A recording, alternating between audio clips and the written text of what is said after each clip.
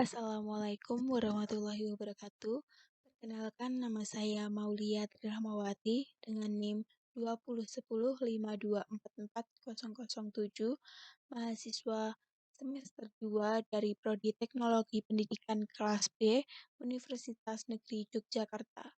Di sini saya akan menjelaskan materi tentang gaya belajar sesuai dengan mata kuliah perkembangan dan karakteristik peserta belajar dengan dosen pengampu Ibu Novitri Lisiana, MPD. Kemampuan berpikir kreatif merupakan salah satu hal yang sangat penting bagi peserta didik, terutama dalam proses belajar mengajar.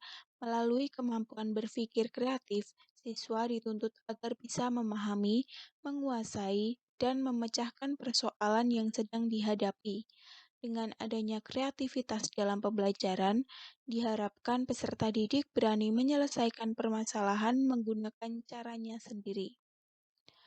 Ini saya mengambil contoh permasalahan tentang berpikir kreatif dalam mata pelajaran matematika.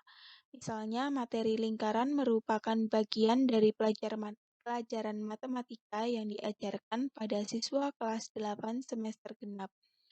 Berdasarkan survei yang beberapa orang lakukan, kebanyakan siswa hanya mengandalkan rumus, sehingga siswa mengalami kesulitan dalam menyelesaikan soal yang lebih kompleks. Hal ini menunjukkan bahwa kemampuan siswa pada aspek berpikir kreatif belum optimal. Lalu, rendahnya kemampuan siswa pada aspek berpikir kreatif dapat dipengaruhi oleh kesalahan dalam cara belajar siswa. Setiap individu memang memiliki cara belajar yang berbeda-beda. Masing-masing orang tidak dapat dipaksakan untuk mengikuti satu cara belajar. Namun, dalam kenyataannya, banyak siswa yang tidak menyadari gaya belajar mana yang cocok dengan kepribadiannya. Gaya belajar yang kurang cocok dengan kepribadiannya, siswa inilah yang mengakibatkan siswa akan merasa kesulitan jika dihadapkan dengan permasalahan yang rumit dan tidak rutin. Yang selanjutnya ada macam-macam gaya belajar. Ada 3. Yang pertama, gaya belajar visual. Gaya belajar visual adalah gaya belajar dengan cara melihat, mengamati, memandang, dan sejenisnya. Yang kedua, gaya belajar auditorial. Gaya belajar ini merupakan gaya belajar dengan cara mendengar. Siswa dengan gaya belajar ini lebih dominan dalam menggunakan indera pendengar untuk melakukan aktivitas belajar. Yang ketiga, gaya belajar kinestetik. Gaya belajar ini adalah gaya belajar dengan cara bergerak, bekerja, dan menyentuh.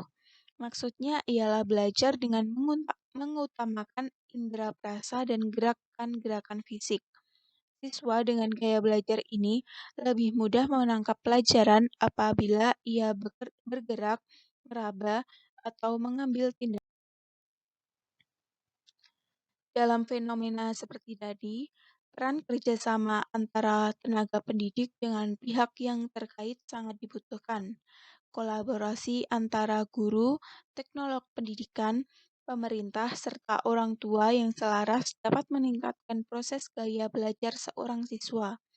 Seorang guru dapat melakukan pendekatan dan menganalisis terlebih dahulu seperti apa gaya belajar siswa tersebut. Jika seorang guru sudah mengetahui gaya belajar seperti apa yang dimiliki siswa, maka seorang teknolog pendidikan juga dapat memberikan inovasi-inovasi yang dapat diterapkan untuk meningkatkan gaya belajar tersebut. Peran pemerintah dapat berupa memenuhi fasilitas apa saja yang dibutuhkan di setiap sekolah untuk membantu teknolog pendidikan dan guru dalam proses penyelenggaraannya. Sedangkan peran orang tua juga sangat penting di sini karena orang tualah yang setiap hari berhubungan langsung dengan anak-anaknya dan selalu mendampingi serta selalu memberikan support atau perhatian penuh untuk sang anak. Yang selanjutnya adalah inovasi yang dapat digunakan untuk mengembangkan kemampuan siswa pada aspek berpikir kreatif sesuai dengan gaya belajar adalah melakukan A. Pencarian data gaya belajar siswa, yaitu guru dapat melakukan pendekatan dan mengidentifikasi gaya belajar setiap siswa, mungkin bisa melalui survei angket dan sebagainya. Yang B. Mengelompokkan siswa. Guru membagi kelompok sesuai dengan gaya belajar yang dimiliki siswa. Yang C, pemberian materi sesuai gaya belajar. Dalam pemberian materi sesuai gaya belajar, guru dengan dibantu teknolog pendidikan dapat menerapkan model pembelajaran yang sesuai. Pada gaya belajar visual, siswa memperhatikan atau mengamati apa yang disampaikan guru dengan sesama. Lalu pada gaya belajar auditorial, siswa dapat mendengarkan dengan seksama juga apa yang dijelaskan oleh guru. Selanjutnya, gaya belajar kinestetik, di mana guru dapat memberikan penjelasan dengan dibantu alat permainan atau alat bantu yang berhubungan, lalu diterapkan oleh setiap siswa. Dapat disimpulkan bahwa gaya belajar yang sesuai dengan keinginan peserta didik akan membuat peserta didik mudah memahami materi yang diajarkan dan akhirnya berdampak positif terhadap prestasi. Lalu, pemanfaatan gaya belajar dapat meningkatkan keaktifan siswa berdasarkan 5 indikator, yaitu yang pertama, perhatian, kerjasama, dan hubungan sosial, mengemukakan pendapat atau ide, pemecahan masalah, dan disiplin. Sekian presentasi dari saya.